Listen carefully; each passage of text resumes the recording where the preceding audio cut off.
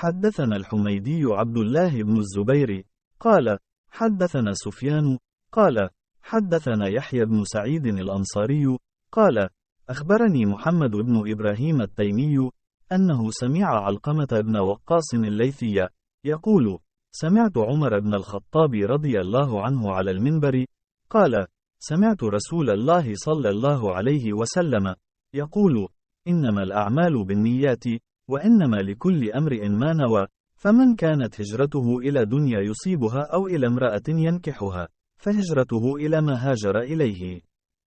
صحيح عال بوكاري 1. Narrated Umar bin Al كتب I heard Allah's messenger صلى الله عليه وسلم saying, the reward of deeds depends upon the intentions and every person will get the reward according to what he has intended. So whoever emigrated for worldly benefits or for a woman to marry, his emigration was for what he emigrated for. एक हमको हमीदी ने ये हदीस बयान की, उन्होंने कहा कि हमको सुफियान ने ये हदीस बयान की, वो कहते हैं हमको बन सईद अंसारी ने ये हदीस बयान की, उन्होंने कहा कि मुझे ये हदीस मोहम्मद बिन इब्राहिम तीमी से हासिल हुई।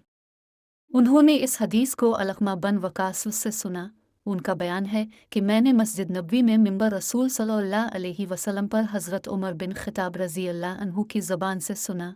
वो फरमा रहे थे कि मैंने जनाब रसूल अल्लाह सल्लल्लाहु अलैहि वसल्लम से सुना। अब सल्लल्लाहु अलैहि वसल्लम फरमा रहे थे कि तमाम अमाल का दारोमदार नियत पर है और हर अमल का नतीजा हर इंसान को इसकी नियत के मुताबिक ही मिलेगा।